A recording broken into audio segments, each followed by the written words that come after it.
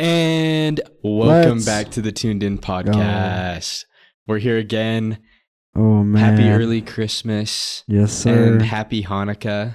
Oh, Just man. found out this morning that today's part of Hanukkah. So happy Hanukkah to our Jewish friends. Yes. But how are you feeling, Braden? Oh, I'm wonderful. How was your Thanksgiving?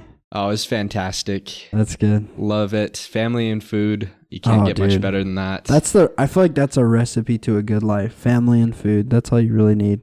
It's true. And jazz basketball, of course. Yes, of course. And thanks for listening to us getting your jazz fix. Today we've got an awesome episode ahead of us. Yes, sir. It's been a couple weeks since our last episode, so we're going to catch you up on all the games in the past 2 weeks through Thanksgiving till now, and kind of where the Jazz stand, and also our predictions. Yep.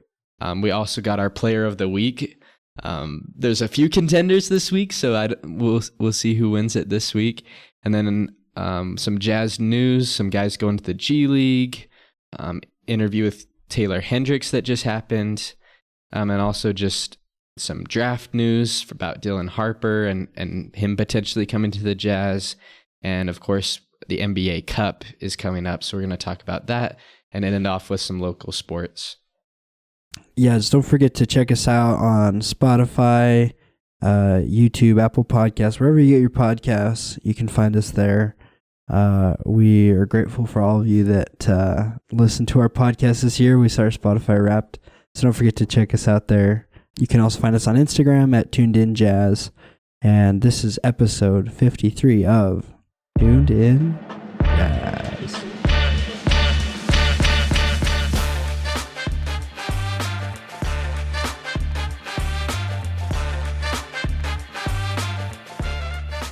One cool note, we did have our Spotify Wrapped. Yes, we did. Tuned In Jazz podcast.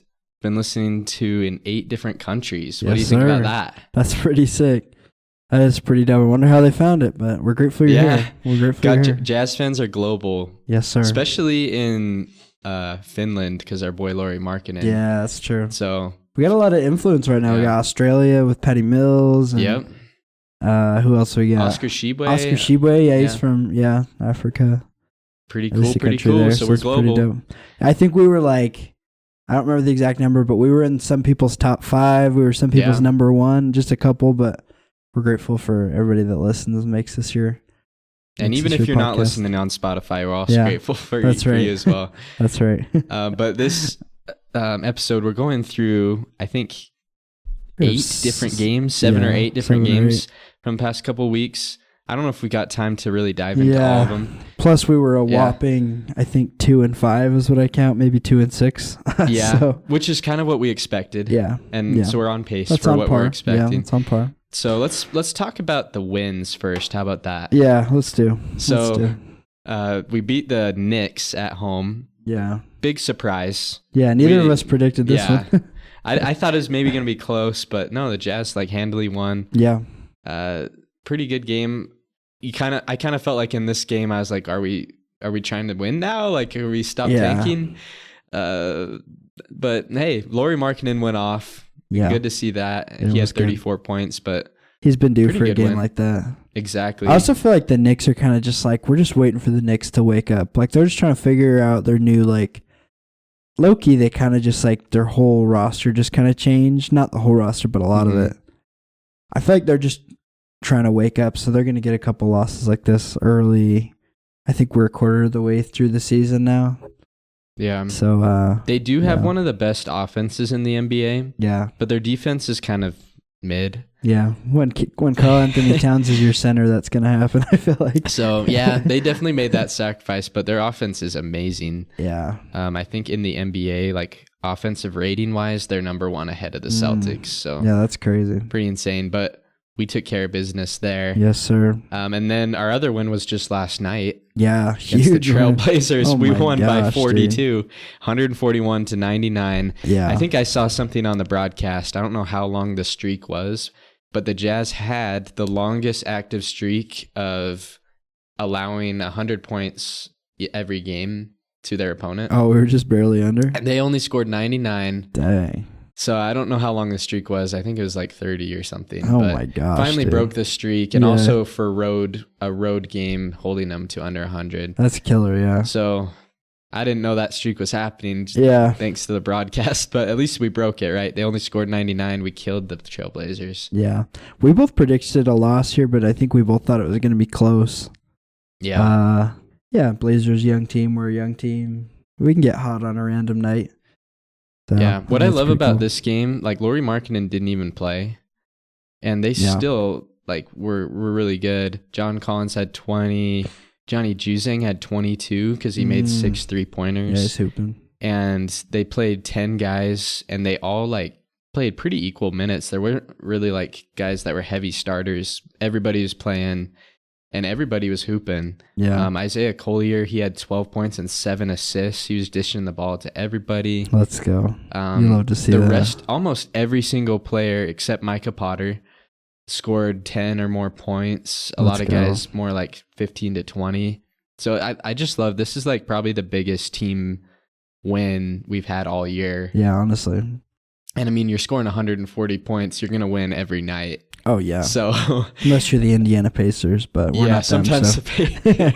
That's true.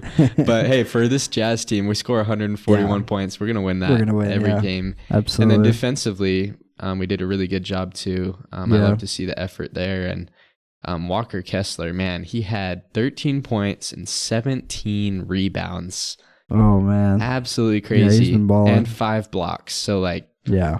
I don't know about you, but I've started to think that Walker Kessler is the center of the future. I think so. Through 20 games. I think so. If he keeps this up, he's kind of got that spot for me. But he's been playing really well. But any other notes from the wins? Oh, man, yeah, just great. I'm glad we got 2 wins. This is kind of the pace we want to be on. We don't want to lose it. We don't want to be last year's Pistons losing 30 games in a row. We want to get a couple of wins. That gives our players experience, I think, better than just losing all of our games. And so yeah, and I mean the lottery odds are not super different. Yeah. For the bottom 1 team versus some of the bottom middle teams. Yeah. So I'm just looking it up. The bottom 3 teams all have a 14% chance. Mm-hmm. Fourth has a 12.5. 5 has a 10.5% at the number 1 pick. So ideally we want to be bottom 3. Yeah. But which is exactly where we're at right now, by the way. We're just barely ahead of Charlotte. Yep. But it can mean that we can win some games. Absolutely. We don't have to be the Wizards. Nope. We don't have to be and the Pelicans are below us, right? They might win a couple more games when they get back from injury. So, I mean, this is the perfect pace. We're in bottom 3, and let's just stay there. Yeah, I saw ESPN posted an article this week. It was there was just their prediction. Right now, they have the Jazz at the second best draft scenario. They have us with a 13% chance of getting the number 1 pick and an 80% chance of being in the top 5, which is right where we want to be. So, yeah, we'll just sit in that little pocket. We'll win a couple games every week, and we'll be all right. Or maybe I know some Jazz fans are saying, I've seen Tony Jones, I think he had an article about this, that the biggest thing that's getting in the way of the Jazz really tanking is Will Hardy. I think so. I don't know what you would say about that, but just because Will Hardy's been a really good coach to kind of get the most out of very little. Mm-hmm. And so I think the biggest question mark this season will be, will we tank enough to stay bottom 3, or will Will Hardy figure out the team enough to make us a little bit too good? Yeah. I don't know. What do you think? Do you think Will Hardy's the biggest thing in the way of tanking right now? Yeah, I could agree. I feel good about my prediction beginning of the season that this would be his last season as the Jazz coach, just because I thought it was going to be because he'd be tired of losing on his resume, but also I don't know. I guess it'll depend, but I think he's sticking around. I think he's in here for the long haul because he has a big relationship with a lot of the players too. Yeah. So I could see that being the reason he wants to stay around. Yeah. I could just see if a rebuild doesn't work. I can't imagine that 3 seasons like he's had are going to look good on his resume, especially if you want to keep adding more like this, you know. So it'd be interesting, yeah. Well, we can talk about some losing. Yes. Because we did that too. Unfortunately. We got 5 losses, it looks like. I think so. So, I mean, I think the biggest loss that stands out to me is the Lakers. Yeah. Oh. Let's talk about that for a second. Jeez. So I'll just recap. We watched this highlight before recording, but the Jazz were down by 1. LeBron misses a 3, so we have the chance to win the game. Yeah. Colin Sexton was like kind of frantically dribbling A little bit. and then he drove to the paint, and right before he hits the layup, the Jazz call timeout. Layup goes in, doesn't count. Yeah. What was your reaction? Were you watching this live or? I was, yeah. I think watching it live, you're kind of like, wait, what the heck? You're like so in the game that you're like frustrated, like dang. Yeah, when I watch it back though, Will Hardy talked about how he called the timeout earlier, but it was so loud in there. So I guess that he didn't intend for it to end up like that. Also, I think had the whistle not been called, I think Anthony Davis might have blocked it or at least contested it because he was right there and just didn't jump. In like the press conference, Anthony Davis said he wasn't even trying to defend it. He heard the whistle, yeah. So play was stopped. So it does look really bad on Will Hardy though. Yeah. Like there's a chance like maybe they didn't blow the whistle. Like Anthony Davis could have swatted that. I think he could have. Yeah. So like I don't think it's as blatant as you might think. Like man, we timeout lost us the game, but it is frustrating a little bit. Yeah. I wanted to see LeBron get another loss in Utah. Right. Guess it wouldn't be that night. Yeah, honestly. But we played a pretty good game. Yeah, we played them close. Lakers are kind of falling apart. Seems like they're falling apart. They were looking really nice for a second. And it's not looking great for the Lakers. Yeah. I did have a chance to go to the Spurs NBA Cup game. Ooh, how'd you like the court and the jerseys and all that? The court looked really nice. So did the jerseys. It was kind of just a nice vibe with the I feel like I could see the floor better with it, like looking like that. It was pretty cool. Kind of a tough loss. We were in that game for a little while though against the Spurs. It's a very close game. Yeah, Wemby just had a night. I mean, he's just turning into. He's going to be the best player in the league here pretty soon. But he's starting to hit threes too. Yeah, like he wasn't hitting threes that well to start the season. Now he's starting to hit some. Yeah, and he just like changes the entire way that we run our offense. I'm sure we're not the only ones. Like we just like totally avoid the paint when he's there because there's just like no hope. It's like it's kind of insane actually. It's like when you're a kid in recess and there's like a kid that's like a foot taller than you and you have no chance. You just have to shoot. Yeah, or it's like one of those videos with NBA players playing with little kids and they're like blocking every shot, you know? It's like that's kind of what Wemby is right now. It's just not fair, yeah. Yeah. No, he's been really good. Yeah, it's a tough loss. We were in it, but you know, I guess it's whatever. Yeah, we also played Denver, OKC, and Dallas. Yeah. I will say, to me, these games are a little bit forgettable. Yeah, absolutely. If that's okay for me to say that. Absolutely. Micah Potter has been playing some minutes in these games because of some like injuries and guys going to the G League. I think Kyle Filipowski was injured for a good bit of this stretch. Yeah. But he's playing in the G League now a little bit, and he'll be back pretty soon. Cody Williams been in the G League too. Yeah, he's hooping. I don't know. I haven't been keeping up with their scores, but it seems like they're playing well. Yeah, Cody Williams he's only played in one game so far, but he had 18 points in that game. Pretty good. Took 18 shots on 4. So, not crazy solid. Efficient, but maybe it'll give him a little confidence and whatever. Yeah, it sounds like definitely the guys in the G League are not as good defenders. No, yeah, but gives you some good experience. They work hard though. Yeah, I think it sounds like Kyle Filipowski is not like a. Sounds like Cody Williams is going to be there for the long haul. It sounds like to me. Sounds like Filipowski is probably just like a couple of games. So kind of interesting that our lottery pick is the one that's like being sent down. But yeah, I mean. Taylor Hendricks spent a good amount of time in the G League last year. I think that helped him a lot, as well as I think Bryce Sensabaugh probably spent the most time.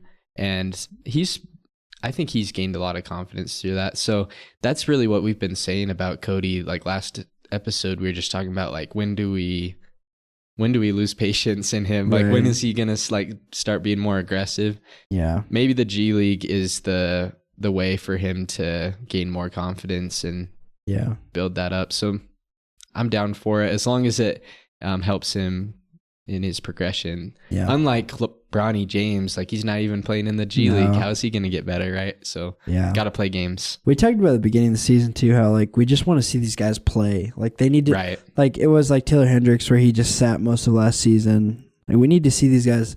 They need like G League will at least help them understand NBA systems and like. Yep. And so it doesn't matter if it's Isaiah Collier or Filipowski or Cody Wibbs. We just want to see them play. Get minutes. Yep. Yeah. So that's good. Not necessarily throwing into the fire. Yeah. But get some good experience. Absolutely.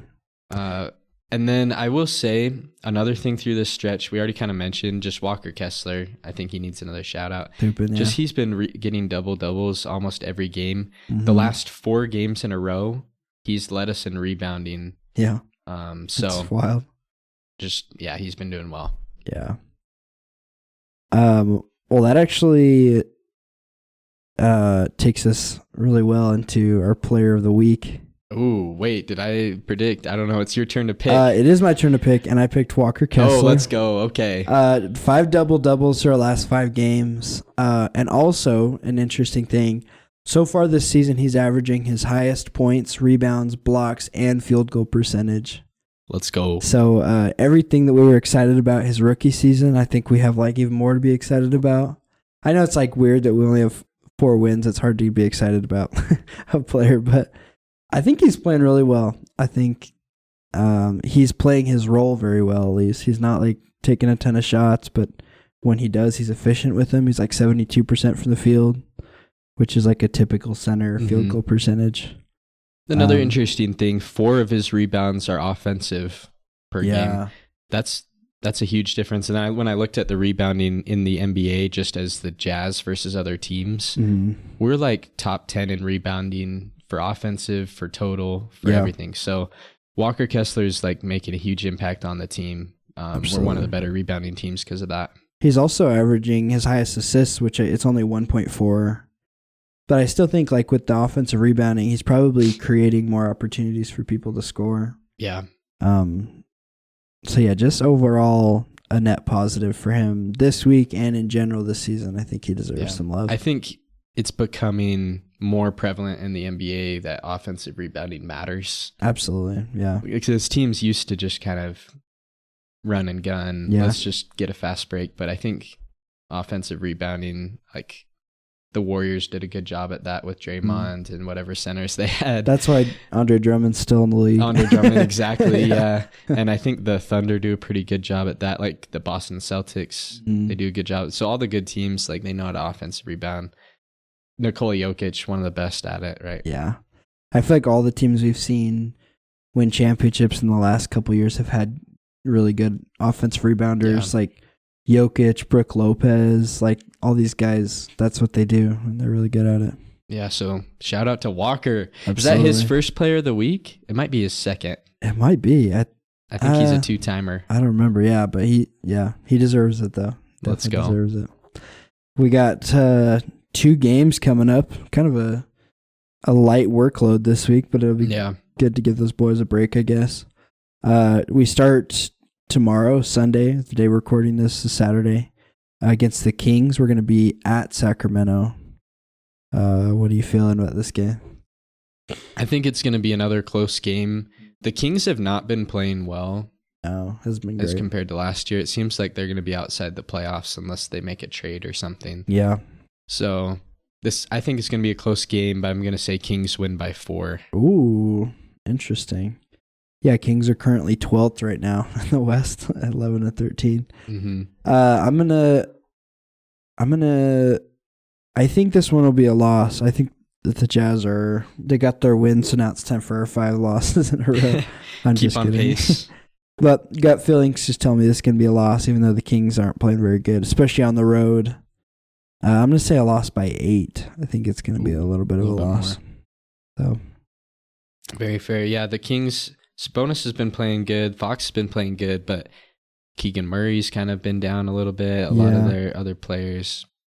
It doesn't seem really like the been showing up as DeRozan much. experiment has been working out great so far, but Yeah, it's hard to kind of fit the offense with him because he kind of is more of a slow yeah. isolation guy where everybody else is run and gun. Yeah, he's more of a Kobe Bryant that you have to put your whole team around, and he's probably not good enough at this point in his career to be that guy. So, and then Friday we're playing the Suns. Yup, coming home with them boys.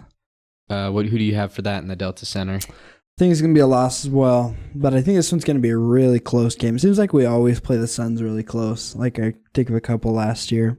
So I'm going to say it's going to be a loss by 2. It's going to be an overtime loss. I'm going to add that to it, even though it's not part interesting. Of prediction. I'm complete opposite. I don't think this is going to be close. This is my biggest margin. So? I'm going to say we lose by 20. Oh, okay. You're trying to catch up. Yeah, I'm trying to remember that Thunder game that we just had that wasn't close. Yeah. Suns have been on fire too, especially since Kevin Durant came back. Yeah. If he's in the lineup, I think it's going to be a tough game for the Jazz. Yeah, I could. But no guarantee he will be in the lineup. If he's not, then I think we could probably win or have a good chance. But I think we forgot to update everybody on our scores. Andrew's at 307. I'm at 260. So Andrew's got some catching up to, so that game might help you. Do you want to remind him how we keep track? Yeah, so we, as you might have heard every week, we predict win or loss and what point differential. And then we calculate the point differential, and then we add if it's a win or loss. So, yeah. So if we predict a win by 2 and it's a loss by 18, then we add 20 points. And so, yeah. It's fun. I think it makes it more interesting to me because not only are we predicting win or loss, but we're kind of predicting the story of the game a little bit. Yeah. Yeah. It is fun. So some good games coming up. We'll see what happens. Yeah. But some Jazz news did come out this week that is near and dear to our heart. Last week, Rodney Hood retired. Oh, man. This week, another Jazz man retired, Paul Millsap. Dude. We love Paul Millsap over here in the Jazz. Dude, I swear if Joe Ingles retires next week, I'm quitting the podcast. This is ridiculous at this point. It could happen in the next year or two. Yeah, it is so sad. I mean, he had such a good NBA career, though. Yeah. I mean, Paul Millsap, he had a great stint with the Jazz. I don't think he made an all-star team, I want to say, here. Yeah. But I know he made some all-star teams on the Hawks. Yeah, he definitely did. Afterwards. Late second-round pick. Made it in the NBA.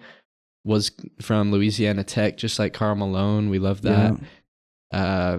Just seems like an all-around standout guy. He was a great defender, great shooter. We'll definitely miss him.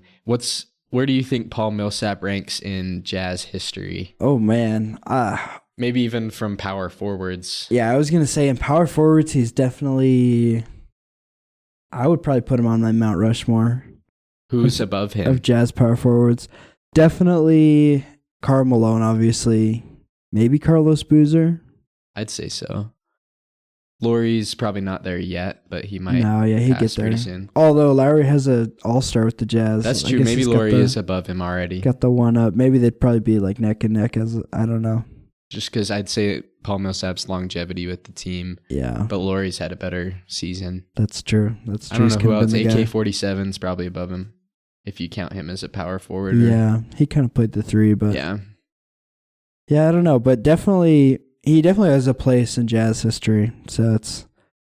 his jersey won't be up in the rafters or anything, but congrats to him on a great career, and hopefully he does. I'll give you. Can you name all the teams Paul Millsap played for? Okay, so we go Jazz, Hawks. Was it Nets next? I think. So yep, Jazz, Hawks, not Nets. Nets was later. Okay. You're missing 2 teams before that. Where did he play next?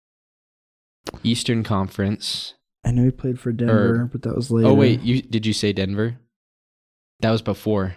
Oh, it was? Yep, he played with Jokic. Oh. And they made the playoffs a year too. For the Nets? Okay, so you got Hawks, Jazz, Nuggets. You said Nets. One more team. One more. In 2022. So he's kind of old. Oh, was it with Philadelphia? Yep. Okay, yep. I forgot about that, yeah. I don't really think anybody remembers that, to be honest. But yeah, he played there. Jazz I think and Hawks he got is- traded there or mid-season changed teams because Oh he yeah, played for the Nets and Sixers that season. yeah. He definitely all of his good years were with Atlanta and the Jazz. I guess a couple of these Denver seasons he averaged double digits. Mm-hmm. So yeah, kind of interesting. Yeah, 4-time All-Star, all in Atlanta. But you could argue that he had an all-star type level in Utah. He had a year where he averaged 17 points. Absolutely. He played like 70-plus games pretty much every year for the Jazz. Great player. It's kind of hard to... He was one of those that wanted to get out of the Utah market. So it's kind of hard to look past that sometimes, but I guess we're far enough away we can congratulate him. Let's go, yeah.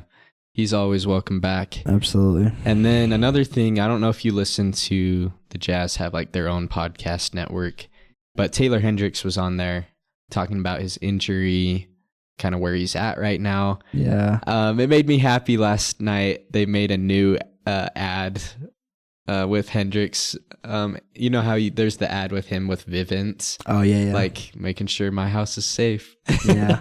Or whatever. But they made a new one where he's got his boot on. Let's go. So I feel like that's nice because then I don't have to watch the other ad and be sad. Yeah. But yeah, he talked about just the mental aspect of the injury. Yeah. He's definitely a man of faith. Where he talked about how that's helped him through everything, his family. He talked about a lot of fans have been messaging him, like encouraging and so cool. showing support. So definitely happy about that. We have a good fan base. Yeah, we very do. supportive of him. Yeah. And then he's talked about how some other guys he's talked to have come back from this injury. It seems like something that he can recover from, but it might be next season, right? Yeah. But he's just taking one day at a time. It seems like he's doing pretty well, and very hard injury to deal with, right? We all watched that, but it seems like he's pretty mentally strong, and he's kind of understanding the timetable and just planning for that. He said that he sees it as like a longer off season. Yeah. Which I think is a good way to frame it. I think I've also seen some things about the Jazz, like, I don't remember who said it, but they said that, like, you know, it's not likely for summer league. Like, it's probably going to be like camp, you know, training camp. Yeah. Which I like, because it's like we don't need to push him to come back earlier than he's ready. That's not going to help us or him. I like that the Jazz are willing to be patient. And we're already in a rebuild, so it's not like we're in a hurry. Yep. But sometimes it could be a temptation to be like, oh, we needed him to play summer league. We need him to like get going again. But, you know, we'll just give him some time. Exactly. He'll get back. He can learn a lot from just watching film and being at the games too. I also love he mentioned how a lot of the other guys on the team, like Keontae, they want him there at the games, or they want him in the locker room, even if he's not going to play that night. Yeah, it's just because it builds that unity in the team. And absolutely, I think I've heard Keontae say this last night on the press conference that like having good chemistry on the team, it starts off the court. Right, you got to be friends. Absolutely, you got to work together, right? So I think it's good to see that he's still being involved and out there with the team in the locker room sometimes. So yeah, which as a side note is cool that Keontae's already taken that leadership. That's what we want. I also saw, kind of changing tunes here, a little less sad, I guess. I saw this thing posted on social media the other day. Lauri Markkanen is now, as of this season, the longest active NBA player without a playoff appearance, which is kind of interesting. I feel like I knew that, but it just is a crazy stat. Which, you know, is kind of, I mean, what, he's 8 seasons in, I guess, something like that. Played at 3 rebuilding teams, pretty much the Bulls and the Cavs were rebuilding at that time. So you kind of feel bad for him, but also we're building something great here for him, so hopefully he'll get a much more than just a playoff appearance and some playoff wins, you know. Yeah, I think he understands where the team's at, and I think he's here for the long haul. Yeah, absolutely. It just kind of depends on the other guys on the team, what they become. Yeah. And That's the question we're all asking, right? And I think he can make it regardless of if it's here in the next couple of years or somewhere else. I think he'll get there, but Absolutely. he'll have to wait just a little bit longer. Yeah. Yeah. He's ready to help a competing team. Obviously, the Warriors were pushing hard for him. I'm sure they were not the only ones calling. That's just the ones we heard about the most. So he'll get his opportunity, whether here or somewhere else. But yeah, hopefully it's here.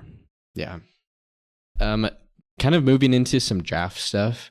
Yeah. This is interesting. It's very Jazz related about Dylan Harper. He's kind of rising up the draft boards a little bit at Rutgers. He's been playing really well.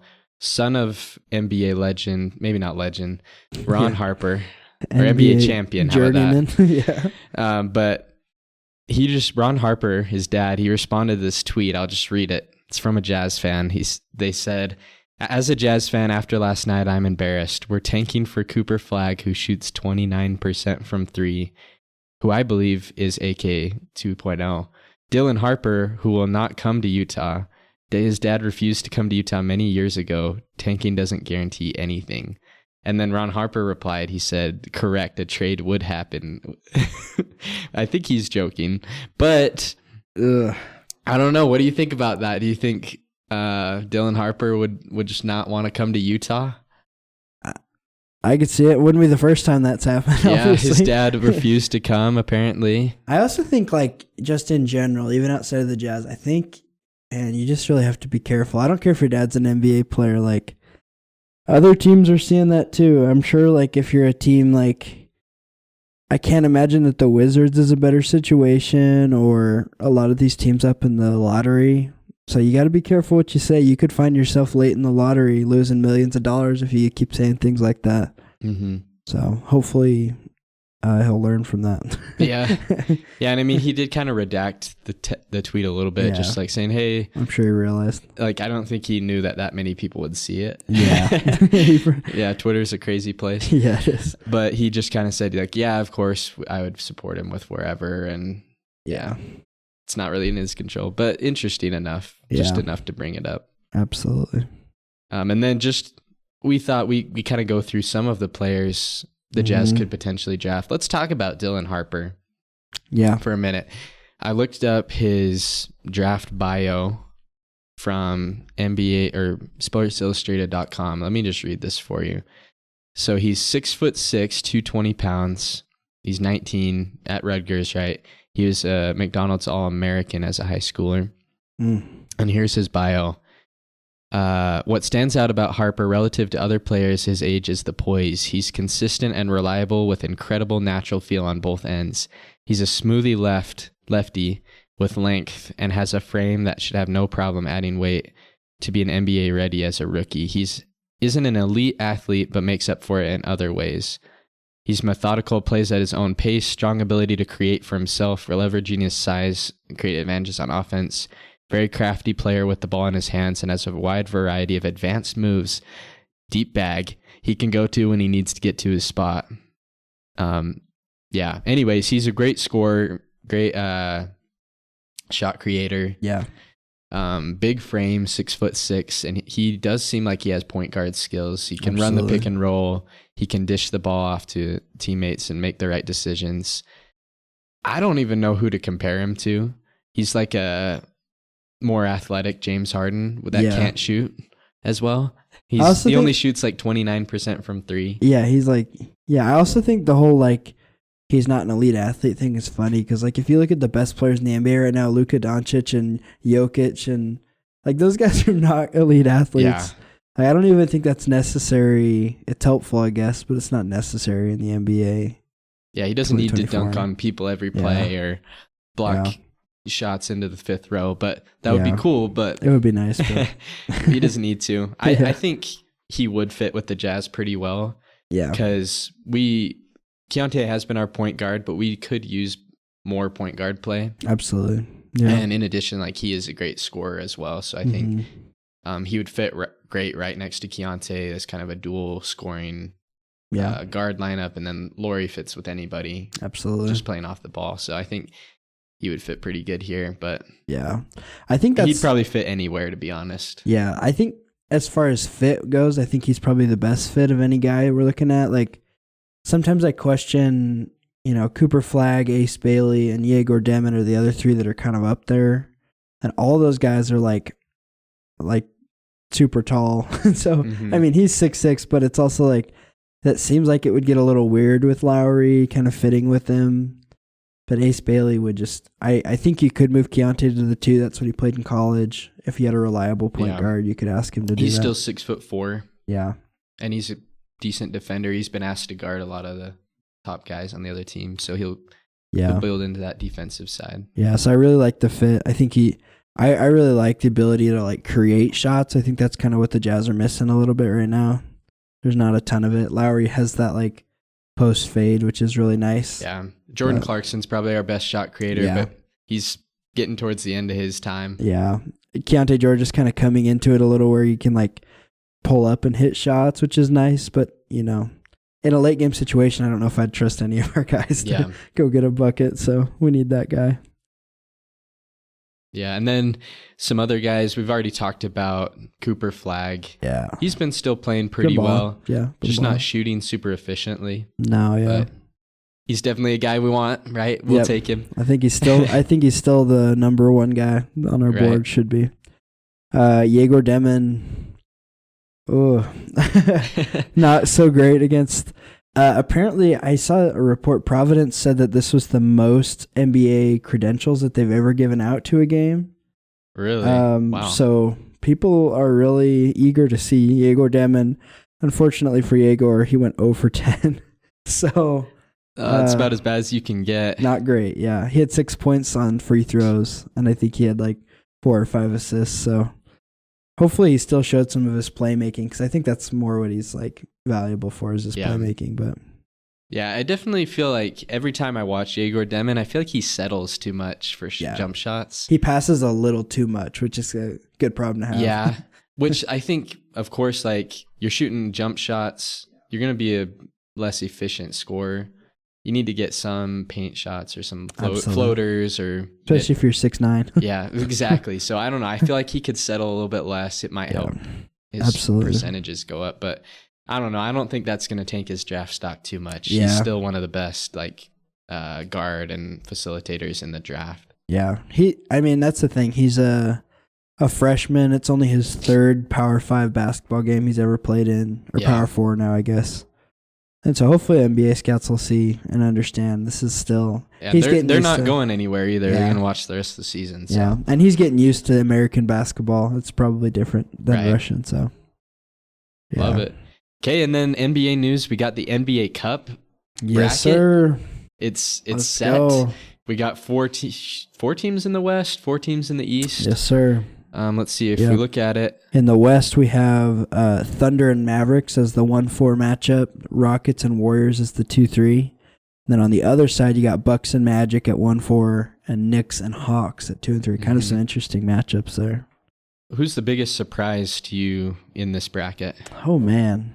Well, I mean, I know these are your boys, but the Bucks have not had a super hot start this season, so I'm a little surprised. Yeah, they went on like a 5-game win streak. They've been coming back to 500. Yeah. Terrible start to the season, but now they're heating up. But they do have the talents. I guess not crazy surprising, but just a little. See them, they're in the 1 seed in the West or in the East is kind of nice, I guess. Yeah, I'd say my biggest surprise is the Hawks. Like, how did they get there? Yeah, and also, shout out to the Pistons. They were so close to making it over the Bucks. Yeah, they just barely missed the bracket. Yeah, so, I'm happy for them. I feel bad that they've been bad for so long. They've still been mid, but they haven't been awful like they were last year. They're winning some games this year, yeah. So that's nice for them. So let's kind of predict, well, not predict every game, but let's predict like who you got from the West and the East and your champion. Yeah. So let's start with the West. Got some good options there. Thunder, number 1 seed, Mavericks, Rockets, Warriors. Yeah. Who's coming out of that? Well, I honestly think that the winner of that Thunder Mavericks game is going to go to the championship, but I'm going to say it's going to be the Thunder, I think. I've got the Thunder as well. I saw some stats last night. They're on pace to have the best defensive season in NBA history as a team. Holy cow. And we know what offensive talent they have, especially with Shea. It's like they're kind of scary right now, just in general. I think they could get to the championship. I just saw them blow out the Jazz. Yeah. And I was like, yep, that's a good team. Yeah, they're a really good team. Jalen or J-Dub, Yeah. he's been playing really well too. He might get some all-star conversations. I could So I got Thunder as well. I do want to say the Rockets are a sleeper because they've been playing very well too. They've got Tari Eason and Amin Thompson coming off the bench that are both like in the 6th man of the year race just because of their impact defensively. Yeah. So I wouldn't count the Rockets out because they're one of those young and hungry teams that I think could surprise you. Mm-hmm. But then going over to the East, Bucks, Magic, and Knicks, Hawks. Who do you got from that? So this might be kind of a hot take. I think it's gonna be the Hawks. Oh, really? Yeah. That is a hot take. It is a little bit hot. This is a tough side to predict. I think I watched a couple games where Zachary Reese-Shea's starting to come into his own a little bit. I mean, he's still not looking like he should have been the number 1 pick, but I like him a lot. Trae Young had like a 40-point game last night against the Lakers. And also last year we saw a young team in the Pacers do well in the tournament. Maybe that's just the trend, having mid-season tournament with young teams. So I'm going to say the Hawks go the way. Yeah, Trae Young's going to have to carry him. Yeah, he is. But they have been looking better recently. A little bit. They're also very mid. Yeah, they are. They win about as many games as they lose, but if they get on a hot streak, I could see them doing well. I could see it, yeah. I've got the Magic Ooh, in this. Another maybe hot without take. Paolo Banchero, huh? Yeah, I don't know. I still think this Magic team is one of those, what would you call it? Surprise. Well, I don't know. I think they haven't done well on national TV as much as I would have liked. But if you're not really like in tune with the Magic, you don't. They've been doing really well. Oh yeah, like they're a very good defensive team. Jalen Suggs is making a case for really good defensive player of the year. Yeah, he was on the all defensive team last year, I think. Yeah. Paulo, of course, is their best player. Hopefully, I don't know when he's coming back. Franz Wagner's still having a really good season. Yeah, Franz Wagner's been like having a very much bounce back year. Yeah. He's been taking over the number 1 spot while Paulo's gone. Absolutely. KCP's fit in like a glove. He looks good over there. So I don't know. I'm hoping for the Magic to see if they could kind of show the world what they've been up to. I can see it. They'll come out of the East. Yeah. So then who do you got as your champion? I think it's going to be the Thunder. It's yeah, be hard me too. I think we saw last year experience wins in like big games like that. And Thunder they're still a young team. They've got 1 year of playoff experience though. Yeah, that's true. But they have been together for a while. Like they've kind of been building those pieces. No Chet though. I guess Chet's a lot of continuity over there. Yeah. I agree. Yeah, Thunder looking so good right now. It's hard to bet against them. Yeah, yeah. So we'll see if they end up winning it. Speaking of people who are hard to bet against, holy crap! LeBron James last night, 39-point triple-double. My goodness. He's currently, is he 40 yet? I cannot remember. Yes, right. He's 39, but his birthday's on the 30th, so he will be 40 in a couple of weeks. Oh my gosh. Like, okay, like obviously I will disclaimer, I'm a LeBron fan. I think he's the greatest of all time. But if you're an NBA fan, you got to watch this guy. This is like, we don't have much longer to enjoy an all-time great, honestly. So just enjoy it while it lasts, because we might be come to an end soon. Crazy. Yeah, I mean, LeBron, he's still averaging 23, 8 rebounds, 9 assists. Yeah. Very good. But I feel like LeBron, I don't know. The Lakers did well to start the season. Now they're doing not as well. Mm-hmm. I don't know if he's got what it takes to be a contender in the playoffs. No. It's getting to that point where, like, yeah, he's doing amazing. The pieces around him aren't the greatest. Yeah. AD's great, but he's also getting older. Yeah. I don't know if you can always rely on LeBron and AD anymore. Yeah, LeBron can't be your best player. Yeah. Yeah. But that being said, I don't think there will ever be another player doing this at 40. No. And LeBron's that guy. Yeah. You just got to give him his flowers and just let him cook. Like, we don't know when he's going to stop. It's not slowing down anytime soon. Just in like his all-star level, he's still at that level. Yeah, I think by the end of his career, that scoring record is going to be untouchable. Yeah. He's at 41,000 right now, which is like he's almost 3,000 ahead of Kareem in second place. Goodness. So yeah, if he adds a couple more thousand, if he plays another season or two, that record, he'll be on John Stockton's level of having untouchable records. So yep, pretty crazy. Good for him. How's your fantasy team doing? They're all right. I was kind of 50-50 in the categories. Yeah, I'm killing everybody in rebounds. Yeah, I got Jared Allen, Zubac, Gobert. Shoot. And they all get 10 rebounds a game. Yeah, Zubac gets 12 a game. And I got Giannis. So nice. like those 4 guys have been killing it with rebounds. But I've been struggling a little bit with like assists and steals. Yeah. Yeah. But anyways, they're doing well. Giannis is probably the best fantasy player you could have now. So I'm very thrilled that he's on my fantasy team. Yeah, honestly. How's yours? Doing pretty good. I finally got my first win last week. I was 8-1. All right, 8-1. But the other guy I was playing wasn't updating his team, so the only one was turnovers. And I'm tied this week with the guy who has the best record in the league. Let's go. We'll see if that lasts. I hope it does. 4-4-1 is what we're tied at right now. So kind of. Yeah, I've also been liking. I got Cam Johnson and Michael Porter on my team. Nice. They're both very good for 3-pointers. Yeah.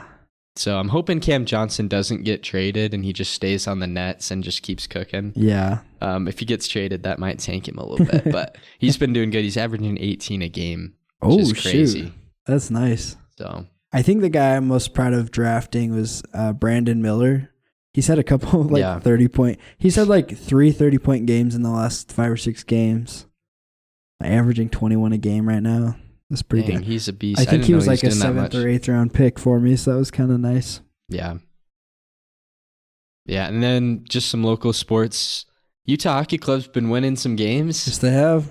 They did go on a losing streak for a little bit, but now they're back to winning. Yes, sir. I don't know what we went to the Vegas Golden Knight game a while ago. Yeah.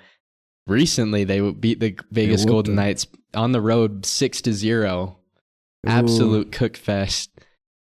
Wish we could have been in that game. Yeah, that would have been fun in Vegas. I think they scored their first goal that was on a opposite opponent's power play. Yeah. I don't know. It's pretty crazy. Yeah, so that's pretty cool. We hit that milestone. Yeah. I don't know. Any other thoughts from them? We're starting to get to that point in the season where we kind of figure out how good they're actually going to be. And it seems like they're very much like the middle of the pack. Yeah, I could agree. One interesting note, I saw this on Instagram yesterday. Our boy Tija Ginla, who we drafted, was our first round pick, I think, right? Yeah, our lottery pick. Just had season-ending surgery. No. But apparently he was balling over there in the, I don't know what the WHL is, but I know that's where he's playing. Right. Maybe it's Washington Hockey League. I don't even know. Probably not, but anyways, apparently he was hooping or pucking. Skating. Yeah, something, whatever. He had like 34 points. I think points is like assists and stuff combined, but so hopefully he comes back healthier, better than he was before. Yeah, we're currently 6 points out of the wild card. Okay. We got 24 points. That's just 2 wins. Yeah. Yeah. Edmonton has 30 points. They're in the wild card spot right now. Okay. So we're in it. Could get that, yeah. Yeah. Especially, I think they play an 80-game season too. Yeah, 80. So we're only a quarter of the way in. We could figure some things out. Yeah. Yeah. I think we need to play spicy tuna more. I think that's what the problem is. Just kind of shake things up a little bit, punch some guys. Yeah, I think so. We need more fights. We need that dog in us. Yeah, and then we already talked about BYU basketball a little bit, but they finally played some Power 5 teams. We beat NC State, lost to Ole Miss, but probably should have won that one. Yeah, that was a close game. Close game. Providence was a headache. We talked about that. Yeah. How do you feel with BYU going into the Big 12 play? Like, do you think they'll have a chance against Arizona or Baylor or Kansas? Do you think we'll be able to beat one of them? I think we'll get a couple surprises. I think we'll be like a competitive team. Right. I was really impressed with us and San Diego over the Thanksgiving, like that little tournament we played in. Yeah. We should have beat Old Miss. It's okay that we didn't, but we did bounce back and we had a really solid, just complete game against NC State. Providence was just shooting the cover off the ball against us, and we were on the road in the Big East.